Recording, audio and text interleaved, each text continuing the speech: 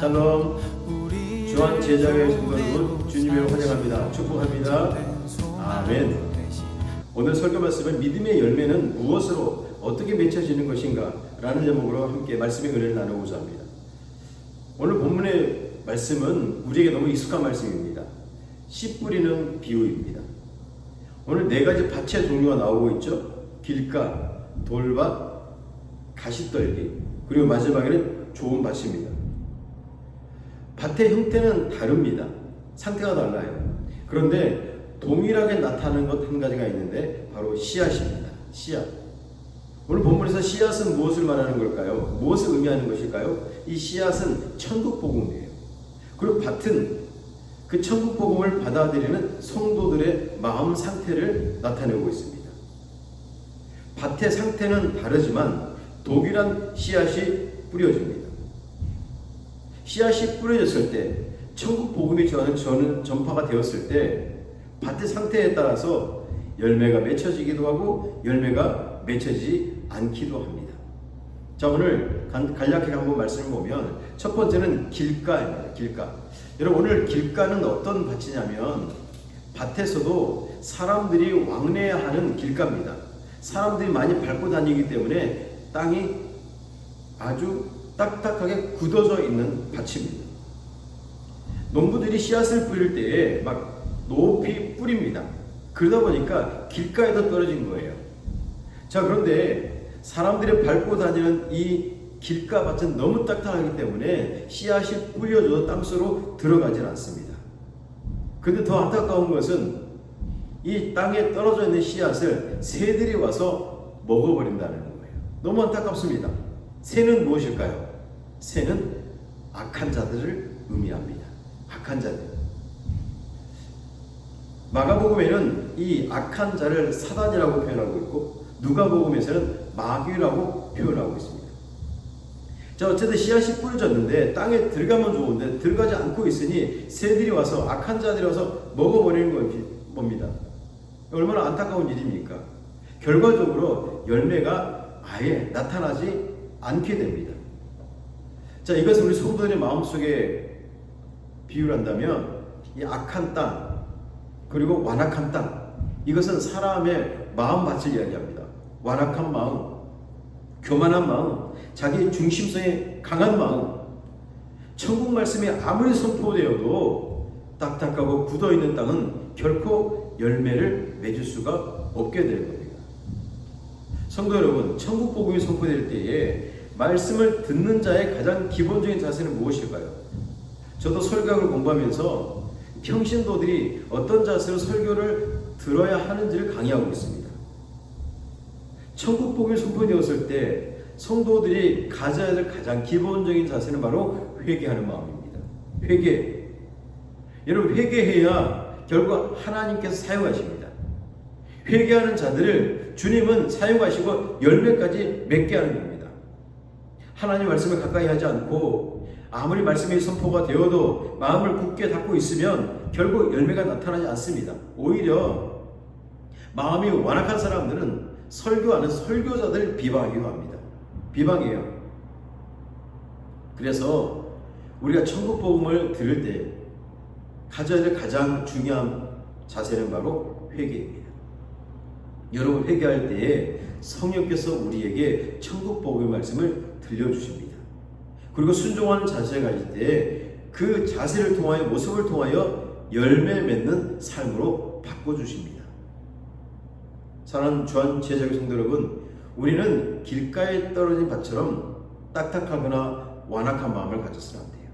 말씀을 들을 때마다 회개하는 심령을 가지고 아멘을 응답하며 순종하는 자세를 가져야 돼요. 그럴 때 열매가 맺혀질 수 있는 것입니다. 오늘 두 번째 밭은 돌밭입니다. 그런데 사고금서를 보면 이 돌밭은 어떤 밭이냐? 흙으로 살짝 덮여있는 밭이에요. 겉으로 봐서는 알 수가 없어요. 그 땅속으로 들어가면서 그곳에 돌밭이라는 것을 알게 되는 겁니다. 자, 씨앗이 뿌려졌는데 이제 씨앗이 땅에 들어가 뿌리를 내리기 시작합니다. 뿌리가 내려야 또 식물이 자랄 수 있고 열매까지 맺을 수 있습니다. 자, 그런데 뿌리를 내리려고 땅속으로 들어가는데 돌밭이 나타납니다. 아이고, 이거 얼마나 큰 낭비입니까? 이 씨앗이 뿌리를 내리지 못하면 영양분을 공급받지 못하기 때문에 결국 죽게 되는 겁니다. 오늘 이 말씀 20절에 이렇게 말씀하고 있어요. 20절 함께 읽어보겠습니다. 돌밭에 뿌려졌다는 것은 말씀을 듣고 즉시 기쁨으로 받되 그 속에 뿌리가 없어 잠시 견디다가 말씀으로 말미암아 환난이나 박해가 일어날 때에는 곧 넘어지는 자요. 아멘. 천국 복음을 들었을 때 이 돌밭에 뿌려진 씨앗은 뿌리가 그래 조금이나 나옵니다. 그래서 돌밭에 뿌려졌을 때 기쁩니다. 기뻐요. 말씀을 듣고 기뻐합니다. 오늘 천국 복음을 들었을 때 오늘 말씀처럼 기뻐한다라는 헬라어 의미는 예수 그리스도를 영접한 상태를 나타냅니다. 영접했어요. 예수님을 영접해서 너무나 기쁘고 감사합니다. 그런데 문제는 예수님을 영접해서 받아들이긴 했지만 뿌리가 내려가지 못한다는 것, 돌밭에 걸려있다는 것은 바로 말씀을 깊이 있게 받아들이지 못하는 상태를 의미합니다. 말씀을 깊이 있게 받아들이지 못해요. 복음을 깊이 있게 이해하지 못합니다. 그러니까 복음을 깊이 이해하지 못하니까 얼마 가지 않아 영적 메마름이 오고 결국 교회는 오래 다녔지만 복음을 깊이 있게 모르기 때문에 종교 생활에 머물러 있는 상태를 의미합니다. 여러분, 종교 생활을 하면 열매는 나타나지 않습니다. 종교 생활을 하는 사람들은 자기 만족을 하며 살아갑니다. 자기 만족. 열매가 나타나는지 열매가 없는지 그거에 별로 관심이 없어요. 그냥 종교 생활에 만족합니다. 우리의 신앙생활을 영적 전쟁이라고 이야기를 합니다. 영적 전쟁.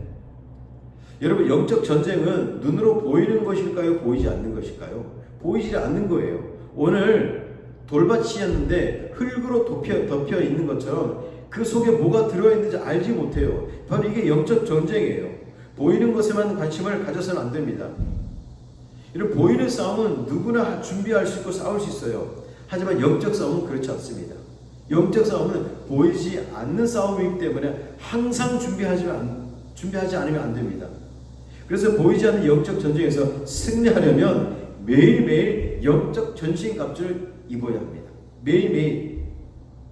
악한 영들은 언제 어떻게 공격할지를 몰라요.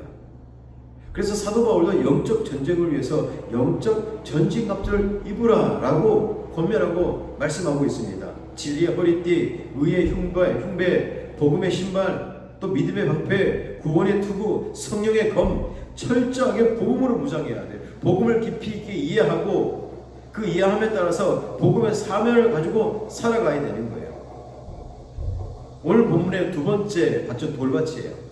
말씀을 깊이 있게, 복음을 깊이 있게 이해하지 못하니까 결국 뿌리 내리지 못한 상태에 죽고 마는 겁니다. 우리는 신앙생활하면서 철저하게 복음을 중심으로 신앙생활해야 돼요. 이제 교회를 좀 다니셨으면 복음을 이해할 수 있어야 돼요. 그냥 표면적인 보이는 것에 대한 이해가 아니라 보이지 않는 영적 세계도 이해를 해야 돼요. 그래야 이해하고 또 우리가 훈련받고 결단함으로써 우리는 돌도 깰 수 있는 영적 복음의 능력을 가질 수 있는 겁니다.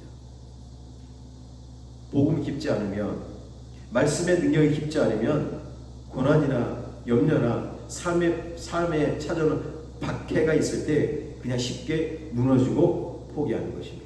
하지만 복음을 깊이 이해하고 복음의 능력을 경험할 때는 결코 물러서거나 포기하지 않습니다.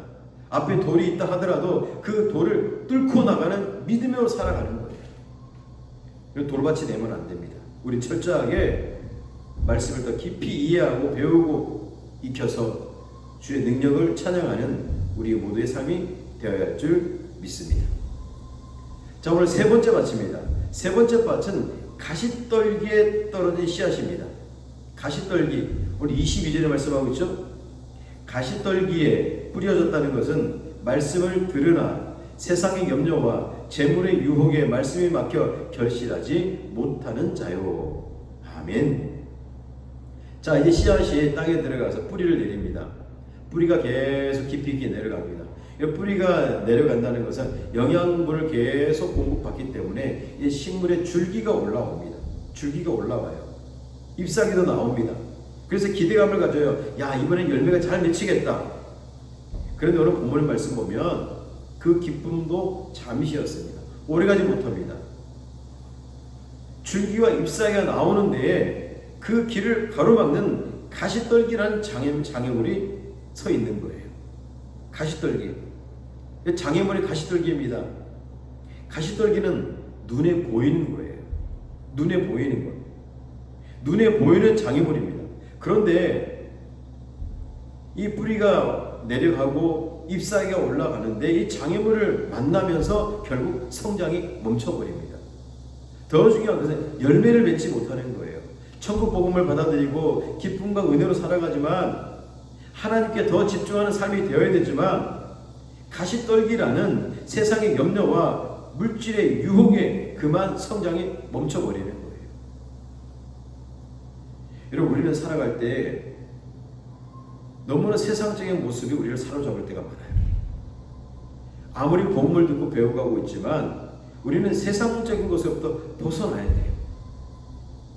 세상에 염려가 주어지더라도 물질의 유혹이 있다 하더라도 우리가 바라봐야 될 것은 이 땅의 것이 아니라 하나님 나라예요. 하나님 나라. 여러분, 그리스도인들의 삶이 때론 쉽지 않다는 것을 우리 모두는 알고 있습니다. 우리 그리스도인들이 세상에 속해 살아가고 있기 때문에 여전히 세상의 것을 바라보고 세상과 함께 살아갑니다. 그런데 우리가 복음을 가지고 살아가지만 우리의 초점이 세상을 향해 있을 때가 많아요. 염려가 찾아오면 불안합니다. 또 때론 물질이 주는 달콤함에 빠져들기도 합니다. 여러분, 우리는 이러한 것들로부터 무너지지 않도록 우리는 믿음의 길을 걸어가야 돼요. 예수님을 영접했지만 여전히 세상의 것을 눌려서 세상의 것을 바라보며 살아가고 있습니까? 우리는 그런 가시떨기 밭이 되지 않도록 더욱 성령님을 의지하고 주님을 바라보아야 돼요. 여러분, 우리가 주님을 영접했다라는 표현을 씁니다. 주님을 영접했다. 우리 예수 처음 믿었을 때 주님을 영접하죠? 주님을 영접했다라는 그 의미 안에는 아주 중요한 원리가 들어있습니다. 주님을 영접했다라는 것은 주인을 바꾸었다라는 의미예요. 주인. 예수를 영접하기 이전에는 세상을 주인 삼아 살았습니다. 물질을 주인 삼아 살았습니다. 쾌락을 주인 삼아 살았습니다. 근데 예수를 영접한 이후에는 이제 세상의 것이 주인이 아니라 예수 그리스도가 나의 주권자요 왕이시며 통치자가 되는 거예요. 완전히 주인이 바뀐 거예요. 이런 주인이 바뀌었다는 것은 그 주인이 원하는 대로 살아가는 거예요. 주인이 인도하는 대로, 주인이 가르치는 대로 살아가는 것이 정상적인 삶이에요. 주님을 영접했다라고 고백하면서 여전히 세상의 것에 머물러 있다면 그거는 아직 주인을 바꾸지 못한 모습이에요. 그리스도인들이 세상을 살아가다 보면 염려가 있을 수가 있습니다. 또 불완전한 인간이기 때문에 여전히 걱정이 앞설 수가 있어요. 또 아직 우리 마음이 욕심이 자리잡고 있기 때문에 물질을 보면 유혹을 당하기도 합니다. 그럼 그럴 때 우리는 멈춰서는 안 돼요. 그것에 우리의 마음을 빼앗겨서는 안 돼요. 그럴 때일수록 우리의 왕이시고 우리를 통치하시고 우리의 미래를 이끌어 가시는 하나님을 바라보고 소망해야 돼요. 그래야 우리는 가시떨기 밭으로 머무르지 않게 될 수 있습니다. 혹여나 말씀을 듣고 있지만 여전히 세상의 것을 염려하고 있습니까? 불안해하고 있습니까? 물질의 쾌락에서 벗어나지 못하고 있습니까? 다시 한번 주님을 소망하며 주님께 모든 것 두시는 믿음의 삶이 되길 간절히 축복드립니다. 오늘 네 번째 밭입니다. 네 번째 밭. 오늘 네 가지 밭 중에 세 가지도 잘 중요하게 알아야 되지만 우리 네 번째 밭에 좀 집중할 필요가 있어요. 네 번째 밭. 오늘 23절입니다. 23절 말씀 함께 읽겠습니다. 좋은 땅에 뿌려졌다는 것은 말씀을 듣고 깨닫는 자니 결실하여 어떤 것은 100배, 어떤 것은 60배, 어떤 것은 30배가 되느니라 하시더라. 아멘. 그리스도인들은 하나님 나라를 이미 소유한 자들이에요. 하나님 나라를 바라보는 자들입니다. 그래서 우리 네 가지 밭 중에 우리는 항상 좋은 밭이 될 수 있도록 더욱 성령 하나님께 간구하며 하나님을 의지해야 돼요. 좋은 땅, 좋은 밭이 되기 위해서 끊임없이 깨어 있어야 되는 거예요. 왜요? 좋은 밭이 되어야 열매를 맺을 수 있기 때문입니다. 열매. 자, 그러면 좋은 땅은 어떻게 되는 것일까요? 원리가 있습니다. 원리를 잘 알아야 좋은 땅이 될 수 있는 거예요. 오늘 23절 읽은 말씀에 이렇게 말씀하고 있어요. 좋은 땅에 뿌려졌다는 것은 말씀을 듣고 깨닫는 자니 결실하여. 아멘. 좋은 밭의 원리는 인간의 힘과 노력과 인간의 열심으로 만들어지는 것이 아니라 기준이 말씀이에요. 말씀, 답은 말씀입니다. 좋은 땅이 된다는 것은 말씀이 함께 거할 때에 좋은 땅이, 좋은 밭이 될 수 있는 거예요.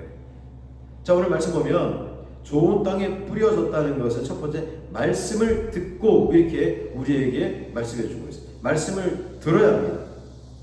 계속 들어야 돼요. 사도 바울은 로마서 10장을 통하여서 믿음이 어디서부터 나는 것인가? 믿음은 들음에서 난다. 뭘 들어야 되느냐? 들음은 그리스도의 말씀이다. 이렇게 우리에게 밝혀주고 있습니다. 여러분, 믿음이 잘 유지되려면 결국 그리스도의 말씀을 들어야 그 믿음이 굳건해지고 깊어진다는 거예요. 말씀 훈련을 잘 받아야 됩니다. 잘 들어야 돼요. 성령님의 음성에 귀를 기울여야 돼요. 또한 설교자의 설교도 귀를 기울여야 돼요. 그래서 들은 말씀을 통하여 내 삶에 적용하며 살아가야 돼요. 그것이 올바른 믿음이요 건강한 믿음입니다. 저도 말씀 사역을 하면서 변화되는 많은 성도들의 모습을 보고 있지만 또 안타까운 모습도 옵니다. 제자 훈련하면서 수료가 목적이 아니라고 그렇게 말씀을 많이 드렸어요. 또 직분을 받기 위한 과정이 아니라고 말씀을 드렸어요. 그런데 제자 훈련 수료해서 교회 장로가 되니 마치 더 이상 말씀을 배우지 않아도 그냥 합리적으로 이성적인 생각으로 교회를 다 이해하는 것처럼 여기는 분들이 계세요. 참 안타까워요. 이런 그런 사람들이 있는 교회는 교회 공동체를 망치는 지름길을 가는 거예요. 이런 말씀 훈련은 결코 그런 것이 목적이 되어서는 안 돼요. 말씀 훈련은 우리가 하나님의 열매를 맺기 위한 과정이요 끊임없이 이루어져야 돼요. 목회자든 장로든 교회 모든 성도들 모두가 하나님 말씀 앞에 겸손하고 순종하는 자세를 가져야 돼요. 그래야 열매를 맺는 길을 갈 수 있는 거예요. 말씀을 들어야 됩니다. 말씀을 들음으로 우리의 믿음이 커지고 말씀을 들음으로 하나님 뜻을 알아갈 수 있기 때문에. 오늘 두 번째로 좋은 땅은 첫째 말씀을 듣고 두 번째는 말씀을 깨닫는 지혜를 간구해야 돼요. 말씀을 깨달아야 돼요. 말씀을 듣는 것으로 그쳐서는 안 돼요. 말씀의 의미가 무엇인지를 깨달아야 돼요. 오늘 말씀에 보면 깨닫다라는 동사가 사용되고 있어요. 깨닫다. 이 깨닫다라는 헬라어 의미를 보니까 두 개의 사물을 하나로 합친다라는 의미가 담겨져 있어요. 두 개의 사물. 쉽게 말하면 말씀을 듣는 우리 존재와 말씀하시는 하나님의 존재가 합친다라는 거예요. 아니, 합치는 것이 아니라 내 생각을 내려놓고 하나님의 것으로 합친다는 의미입니다.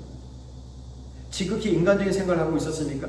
이제 그걸 내려놓고 하나님의 말씀하시는 것으로 하나가 되는 거예요. 이게 깨닫는 거예요. 내가 하고 싶은 대로, 내 생각대로, 내 판단대로 하는 것이 아니라 하나님이 뭐라 말씀하시는지 그 말씀에 귀를 기울이며 내 것을 내려놓고 하나님의 뜻대로 가는 것. 이게 바로 좋은 땅으로 만들어져가는 모습이라는 거예요. 또 어떤 사람들은 목회자가 설교하면 왜 나를 불편하게 하느냐, 왜 내 치부를 드러내느냐 이렇게 항의하는 분들도 계세요. 여러분, 그럴 때 우리는 어떤 자세를 가져야 됩니까? 그렇게 말씀을 깨달았어요. 말씀을 들었을 때 그 의미를 알게 됐어요. 그러면 하나님이 원하시는 것이 무엇인지를 다시 물어서 때로 회개하기도 하고 때로는 결단해서 하나님이 원하시는 그 마음으로 함께 해야 돼요. 그렇지 않으면 결국 인간적인 욕망을 가지고 살아갑니다. 인간적인 욕망. 자신의 삶을 불평하고 설교자를 대적하고 그걸 세력화시키고 여론몰이 하는 것. 그건 진짜 어리석은 행동이에요. 그 결과는 열매가 없습니다. 열매가 없어요. 그리고 하나님 나라의 삶에서 가장 중요한 것은 믿음의 열매를 맺는 거예요. 이 땅에 살아가면서 우리는 좋은 밭이 되어서 믿음의 열매를 맺혀가야 돼요. 그런 열매가 나타나기 위해서 기도에 힘쓰고 또 헌신하고 충성하고 하나님 말씀을 들렸을 때 회개하며 주의 뜻을 바라봄으로써 우리는 열매를 맺어갈 수 있어요. 이런 말씀을 자꾸 듣지 않으면 인간적인 욕심이 항상 나오게 되어 있어요. 인간의 욕망을 보이게 되어 있어요. 그래서 말씀을 들어야 돼요. 이런 말씀을 깨달아야 하나님의 뜻을 분별할 수 있고 그리고 마지막에 열매를 맺을 수 있는 거예요. 오늘 주님은 좋은 밭이 되라고 말씀하시면서 오늘 사람마다 그 결과는 다를 것이다 말씀해 주고 있어요. 23절에 말씀합니다. 어떤 것은 100배, 어떤 것은 60배, 어떤 것은 30배가 되느니라 하시니라. 아멘. 여러분, 어떤 사람들에게는 30배가 될 수도 있어요. 모두가 다 100배는 될 수 없어요. 좋은 땅이 되어서 좋은 밭이 되어서 말씀을 듣고 말씀을 깨달아서 열심히 사역하는데 사람마다 다르다는 거예요. 여러분, 30배 맺었다고 100배 맺은 사람 시기하고 질투할 필요가 없어요. 100배 열매를 맺었다고 30배 열매 맺은 사람을 향해서 또 때로는 못마땅해 할 필요가 없어요. 주님께서 주시는 그 은혜에 따라 살아가면 돼요. 중요한 것은 좋은 땅으로서 열심히 주님을 의지하고 있는 거가 중요합니다. 좋은 땅, 좋은 밭, 내 마음이 그런 마음밭이 되고 있는 거예요. 여러분, 결과는 하나님께서 사람에 따라 맺게 해주십니다. 우리가 해야 되는 것은 바로 좋은 땅이 되기 위해서 말씀을 듣고 말씀을 깨닫는 거예요. 그래서 말씀이 선포되어지는 곳에 거해야 돼요. 말씀이 들려지는 곳에 거해야 돼요. 말씀을 더 깊이 사모해야 돼요. 그때 성령께서 우리에게 깨닫게 해주시고 결단하게 하시고 열매 맺는 삶으로 이끌어 주시는 거예요. 여러분, 4가지 밭 중에 3가지도 중요하지만 기억하라면 4번째를 반드시 기억하세요. 우리는 좋은 땅이 돼야 돼요. 좋은 밭이 돼야 돼요. 그래서 주일마다 또 예배 때마다 큐티를 통해서 항상 말씀을 듣고 말씀을 깨닫기 위해서 힘쓰고 애써야 합니다. 이제 설교를 마칩니다. 사랑하는 주한제자교회 성도 여러분, 열매는 무엇으로 어떻게 나타나는 것입니까? 철저하게 열매는 말씀으로 시작됩니다. 그리고 말씀을 듣고 깨달을 때 열매로 나타나는 것입니다. 이제 한 주가 살아갑니다. 우리 주한제자교회는 이런 말씀이 있는 교회가 되어야 돼요. 말씀을 가지고 살아가는 주한제자 공동체가 되어야 돼요. 말씀에 살아있는 교회가 하나님의 뜻을 이룰 수 있어요. 말씀에 살아있는 교회가 선교할 수 있고 전도할 수 있어요. 말씀에 살아있는 교회가 순종할 수 있어요. 말씀에 살아있는 교회가 주의 뜻을 분별하면서 주를 위해 살아갈 수 있습니다. 이제 한 주간 살아갈 텐데 우리 주한 제자의 모든 성도 여러분, 말씀 앞에 순종하며 말씀 안에 거하시길 간절히 축복드립니다. 그런 삶을 주님께서는 열매 맺는 삶으로 이끌어 주실 것입니다. 오늘 이 말씀으로 한 주간 승리하며 살아가는 주한 제자교회 성도 여러분 되시길 주님의 이름으로 축복드립니다.